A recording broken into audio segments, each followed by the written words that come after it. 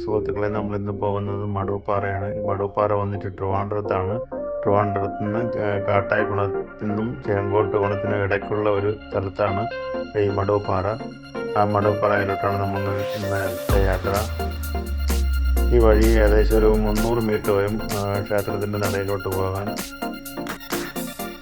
ഈ ക്ഷേത്രം എന്ന് വെച്ച് കഴിഞ്ഞാൽ പ്രാചീന കാലം മുതലേ ഉള്ള ഒരു ക്ഷേത്രമാണ്. നമ്മളെ സാധാരണ ക്ഷേത്രങ്ങളെ പോലെ കരിങ്കല്ലും ഈ തടികളും വെച്ച് ഉണ്ടാക്കിയ ക്ഷേത്രമല്ല. ഇത് ഗുഹയെന്ന് വെച്ചാൽ നമ്മൾ പാറ തുരന്ന് അതിനകത്താണ് ഈ ദേവനെ പ്രതിഷ്ഠിച്ചിരിക്കുന്നത്. ഇത് ഞാൻ അവിടെ അന്വേഷിച്ചപ്പോൾ അവിടെ മുനിമാരാണ് ഈ ക്ഷേത്രം ഈ മുനിമാർ ഇവിടെ വന്ന് പാറ തുരന്ന് ഇവിടെ പ്രതിഷ്ഠിച്ചെന്നൊക്കെയാണ് എൻ്റെ ഐതിഹ്യം. ഇത് പോണ വഴിയിലൊരു കടയാണ്, ഒരു അമ്മച്ചിയാണ് ഇത് നടത്തുന്നത്. കാണുന്നതാണ് ക്ഷേത്രത്തിൻ്റെ എത്താനുള്ള. അവിടെയാണ് നമ്മൾ വണ്ടിയെല്ലാം കൊണ്ടുവച്ചിട്ടുള്ളത്.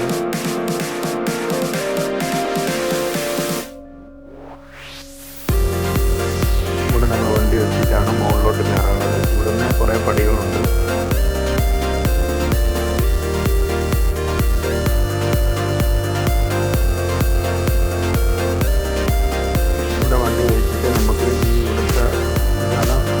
മടൂപ്പാറ പ്രാചീന ക്ഷേത്രം. ഈ പടിക്കെട്ട് വഴിയാണ് നമ്മൾ മുകളിലോട്ട് പോകുന്നത്. ഇത് ക്ഷേത്രത്തിന് താഴെയുള്ള ഒരു ചെറിയ അമ്പലമാണ്. ഇവിടുന്ന് ഈ സ്റ്റെപ്പ് കയറിയാണ് നമുക്ക് ആ ക്ഷേത്രത്തിൻ്റെ അടുത്ത് പോകുന്നത്. അവിടെ ഒരു ചേച്ചി പടിയെല്ലാം തൂത്ത് വൃത്തിയാക്കുന്ന ഒരു ദൃശ്യമാണത്.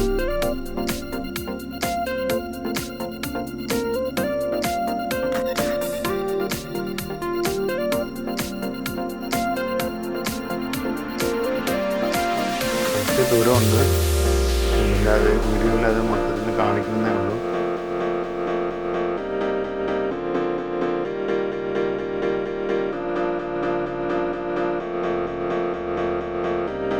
അതൊരു ഭംഗിയുണ്ട്. നമ്മളിങ്ങനെ രണ്ട് സൈഡിലും മരങ്ങളും ആ പടി കയറി പോകുന്ന ഒരു ദൃശ്യം മനോഹരമാണ്.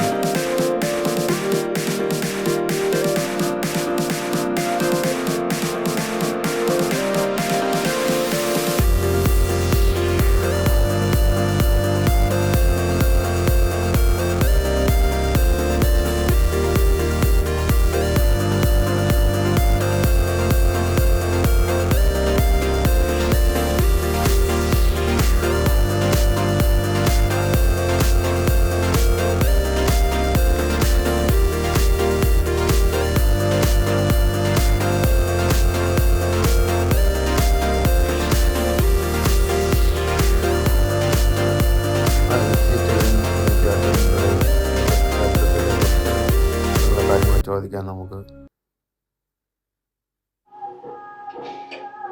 ഇത് നമ്മൾ ഇവിടെ ഈ മടൂപ്പാറയിൽ ഏതൊക്കെ ദേവനെയാണ് ഇവിടെ പ്രതിഷ്ഠ ഉള്ളത് യഥാർത്ഥം? ഇപ്പോൾ മെയിനായിട്ട് ശിവനാണ്, ശിവലിംഗം. പിന്നെ ഗണപതി ഉണ്ട്, മുരുകനുണ്ട്.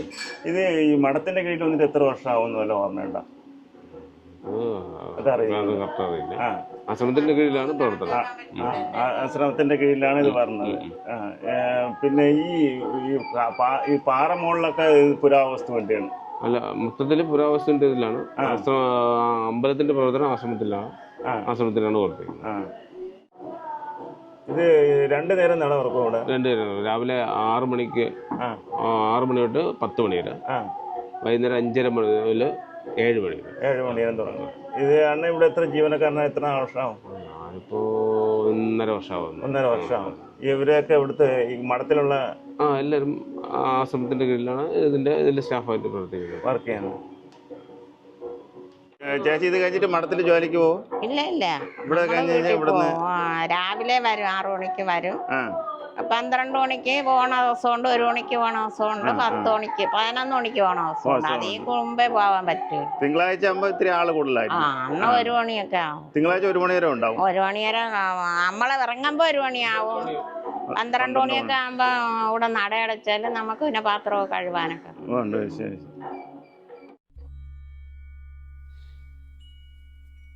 നമ്മൾ മോളിൽ നിന്ന് ഇവിടെ വന്ന് അവരുടെ എല്ലാം കാര്യങ്ങളൊക്കെ അന്വേഷിച്ചു. എന്നിട്ട് ഇവിടെ നിന്നാണ് നമുക്ക് മുകളിലോട്ട് കുറച്ചും കൂടെ ഈ പാറയിൽ തന്നെ കൊത്തി വച്ചിരിക്കുന്ന പടികളാണ്.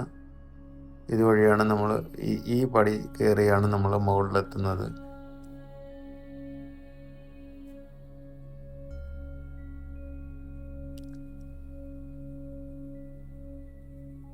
ഞാൻ പടി ക്ലോസപ്പിൽ കാണിച്ചെന്നേ ഉള്ളൂ.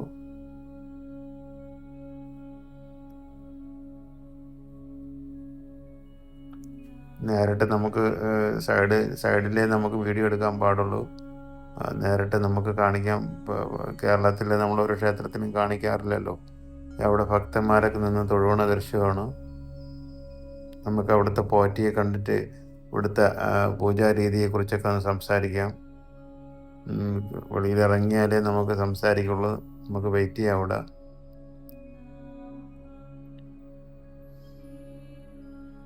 ഇത് മുകളിൽ നിന്നെടുത്ത ഒരു വീഡിയോ ആണ്. അവിടെ ക്ഷേത്രത്തിൻ്റെ നടയിൽ നിന്ന് നമ്മൾ താഴോട്ടെടുത്ത ദൃശ്യമാണ്. ഈ ക്ഷേത്രത്തിൻ്റെ മുകളിലാണ് നമുക്ക് ഈ മടൂപ്പാറ ടൂറിസ്റ്റ് ഒരു പ്ലേസ് ഉള്ളത്. അത് ഈ വഴി കയറാൻ പറ്റത്തില്ല, അത് ബാക്കിലെ വഴിയുണ്ട്. ചേട്ടൻ പറഞ്ഞ അവിടെ വീഡിയോ എടുക്കല്ല, അകത്ത് എടുക്കല്ലെന്ന് പറഞ്ഞതാണ്. പോറ്റി ക്ഷേത്രത്തിൽ പൂജിക്കാൻ തുടങ്ങിയിട്ട് എത്ര നാളാവും? 25 വർഷമാവാറായി. 25 വർഷമായി. 25 വർഷമായി. പിന്നെ ഇവിടെ എന്താണ് പ്രത്യേകത? എന്തൊക്കെ പൂജയാണ് അവിടെ നടക്കുന്നത് സാറിന്? സാധാരണ ക്ഷേത്രത്തിലെ പോലെ അല്ല, ധാരയാണ് ഇവിടുത്തെ പ്രധാനം. ബാക്കി എല്ലാ ഇതുണ്ട്. പോറ്റി മഠത്തിന്റെ ആളാണ്, മഠത്തിൽ നിന്നാണ് അവിടെ. ഇവിടെ എന്തെങ്കിലും പോറ്റിക്ക് അനുഭവങ്ങൾ എന്തെങ്കിലും ഇഷ്ടം പോലെ ധാരാളം അനുഭവങ്ങളുണ്ട്. ഇവിടെ 25 വർഷമായിട്ട് എന്തെങ്കിലും മഠത്തിന്റെ കീഴിലാവണോ? 25 വർഷമായിട്ട് ഇവിടുത്തെ അതൊന്നും പറയാൻ പറ്റില്ല, ഭഗവാന്റെ ഒരു അനുഗ്രഹം അത്രേ ഉള്ളത്. ഈ മഠത്തിൽ നിന്നാണ് പോറ്റി ഇവിടെ സ്വാമിയാരെ മറ്റേ ചെങ്കോട്ടണ ആശ്രമത്തിലെ സത്യാനന്ദ സ്വാമിയാണ് നേരിട്ട് അന്ന് മറ്റേ മുമ്പുള്ള സ്വാമി ഉണ്ടായിരുന്ന സമയത്ത് ഞാൻ പറഞ്ഞു 3 മാസത്തേക്ക് ഞാൻ നിൽക്കാം, ഞാൻ പോകുന്നു പറഞ്ഞു. ഇപ്പൊ 25 വർഷമായി. ഇപ്പൊ 3 മാസത്തേക്ക് വന്ന് 25 വർഷമായി. അപ്പൊ മഠത്തിന് വേറെ ക്ഷേത്രങ്ങളുണ്ടോ? ധാരാളം ക്ഷേത്രമുണ്ട്. എവിടെയൊക്കെ ഇപ്പം നല്ല അറിയപ്പെടുന്നത് എറണാകുളത്ത് എടപ്പള്ളി ഭാഗത്ത് ഒരു ക്ഷേത്രമുണ്ട്. പിന്നെ പെരുമ്പാവൂർ കല്ലിൽ ദേവീക്ഷേത്രം അത് മഠത്തിന്റെ കീഴിലാണ്. ഇപ്പൊ മഠത്തിന് കുറച്ച് നാട്ടുകാരുടെ ഇതിലാണ് സംശയമുണ്ട്. ഇവിടെ താഴത്ത് ശാസ്ത്രവട്ടത്ത് നമ്മുടെ ക്ഷേത്രമുണ്ട്. ധാരാളം ക്ഷേത്രമുണ്ട്. ധാരാളം മഠത്തിന്റെ കീഴിലുണ്ട്.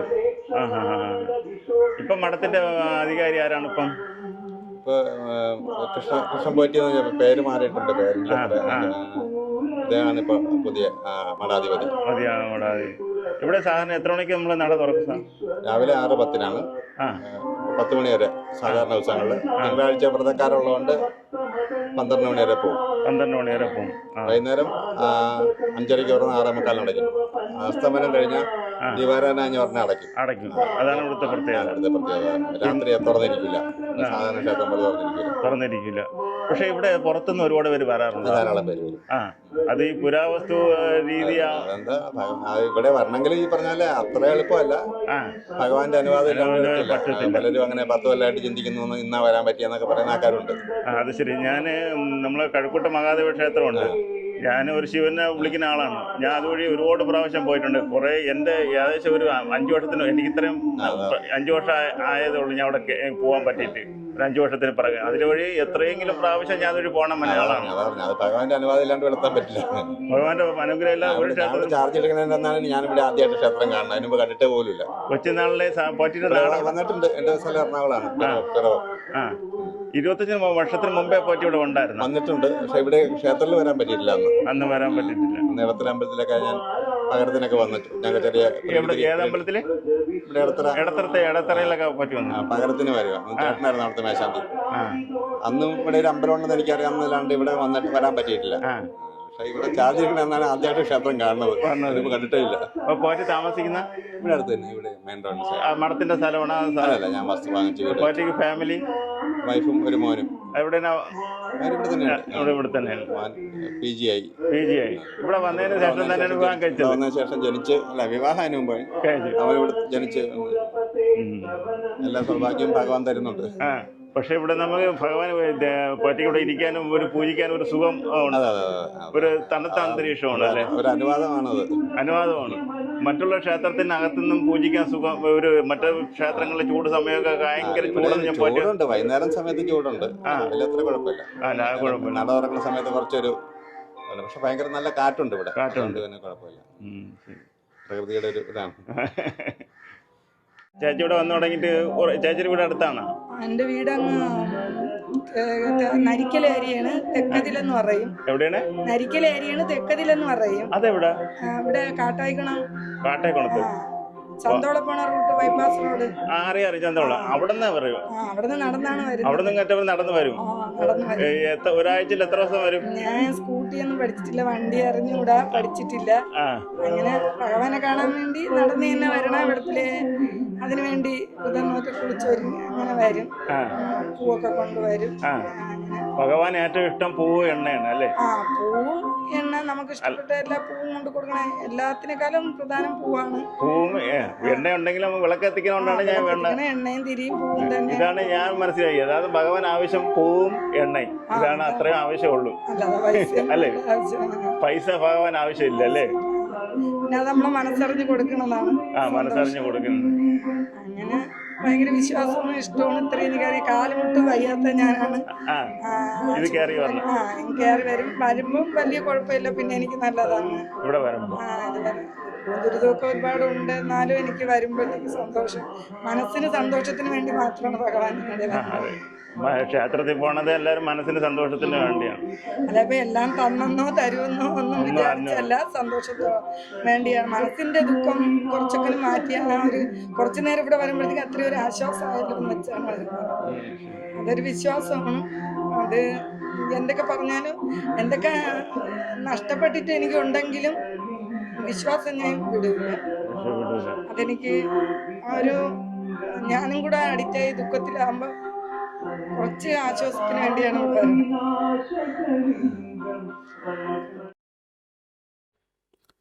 അവിടുത്തെ പോറ്റിയുടെയും അവിടുത്തെ ഒരു ചേച്ചി നിന്ന ഒരു ഭക്തയായ ചേച്ചിയുടെയും വർത്തമാനങ്ങൾ നമ്മൾ കേട്ടായിരുന്നു.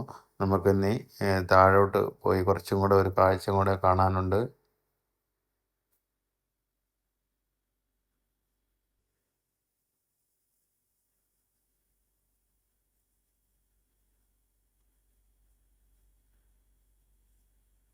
നമുക്ക് ഈ ക്യാമറയിൽ എനിക്ക് തോന്നുന്നു നമ്മളിവിടെ വന്ന ഒരു ഫീലിങ്സ് ഈ വീഡിയോ ദൃശ്യങ്ങളിലൂടെ നിങ്ങൾക്ക് അനുഭവപ്പെടുമെന്ന് തോന്നുന്നു. ഇതുവഴി നമ്മൾ താഴെ തിരികെ ഇറങ്ങുകയാണ്.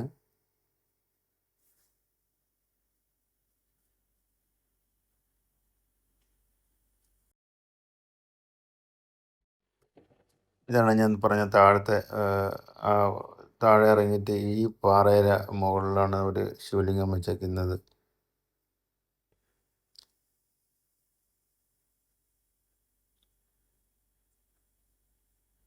ഈ വീഡിയോ എടുക്കാം, ഈ വീഡിയോ എടുക്കാമെന്ന് പറഞ്ഞായിരുന്നു അവിടുന്ന്. ഇന്ന് അവിടം വരെ ഉള്ളൂ, പിന്നെ അങ്ങോട്ട് പോകാൻ പറ്റത്തില്ല.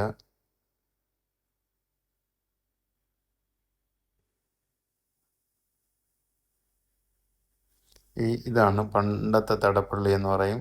ഇവിടെയാണ് ഭഗവാന് നേദ്യം വെച്ചുകൊണ്ടിരുന്നത്. ഇപ്പം മുകളിൽ കെട്ടിടങ്ങളൊക്കെ പണിതപ്പം അവിടെയാണ് ഇപ്പം നേദ്യം വെക്കുന്നത്. അതിനു മുമ്പേ ഇവിടെയായിരുന്നു നേദ്യം വെച്ചുകൊണ്ടിരുന്നത്. ഇവിടെ നിന്ന് മുകളിൽ കൊണ്ടുപോകണമായിരുന്നു.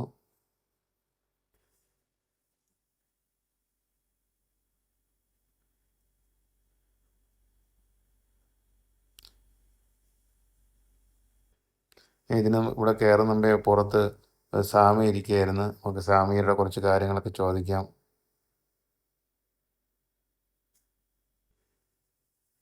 മോളിൽ നിന്ന് പറഞ്ഞു ആ സ്വാമിക്ക് കുറച്ച് കാര്യങ്ങളൊക്കെ, ഇവിടുത്തെ സ്വാമിയും കുറേ നാളിവിടെ ജോലിക്ക് ഇരുന്നിട്ടുണ്ടെന്നാണ് പറയുന്നത്.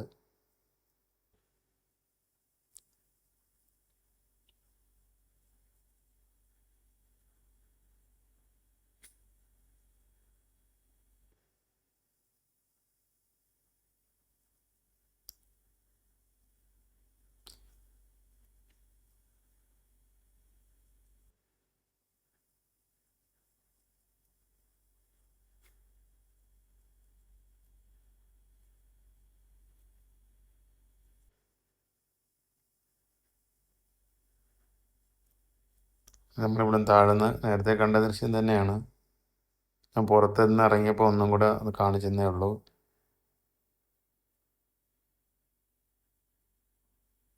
എനിക്കാണെങ്കിൽ എപ്പോഴും ഇത് കാണിച്ചാലും അത് മതി വരാതെ തോന്നും. അതുകൊണ്ടാണ് പിന്നെയും കാണിക്കുന്നത്. ഇത് ഈ സ്വാമിയിലൂടെയാണ് നമ്മൾ ഇവിടുത്തെ ക്ഷേത്രത്തെക്കുറിച്ചൊക്കെ കുറച്ച് കാര്യങ്ങൾ ചോദിക്കാം നമുക്ക്. സ്വാമി പറഞ്ഞ ഭക്തജനങ്ങൾക്ക് വളരെ പ്രിയപ്പെട്ട സ്ഥലമാണ്. അത് എന്തെങ്കിലും സങ്കടം പറഞ്ഞാൽ അതിന് പരിഹാരം ഉണ്ടായിരിക്കും.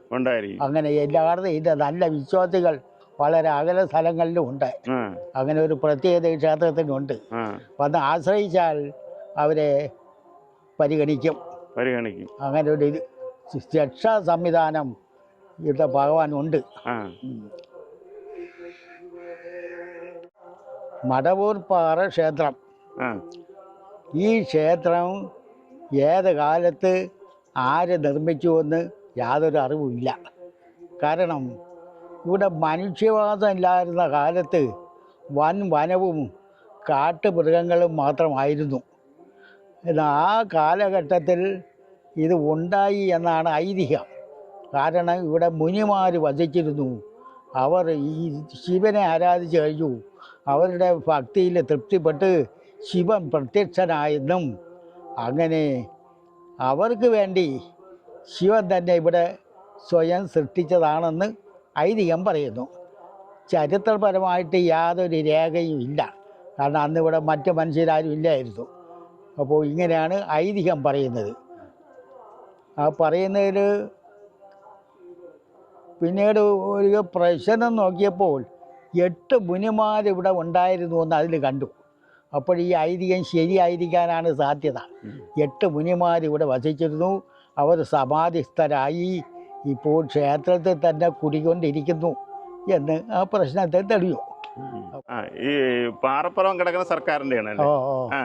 അത് ക്ഷേത്രം ഇപ്പോൾ പുരാവസ്തു വകുപ്പിൻ്റെ സംരക്ഷണത്തിലുമാണ്. പുരാവസ്തു വകുപ്പിനാണ് അതിൻ്റെ ചുമതല. സംരക്ഷണ ചുമതല പുരാവസ്തുവിൻ്റെയാണ്. പക്ഷെ ക്ഷേത്രം നോക്കണത് മഠം. അങ്ങനെ ഇപ്പോഴും പോവുകയാണ്.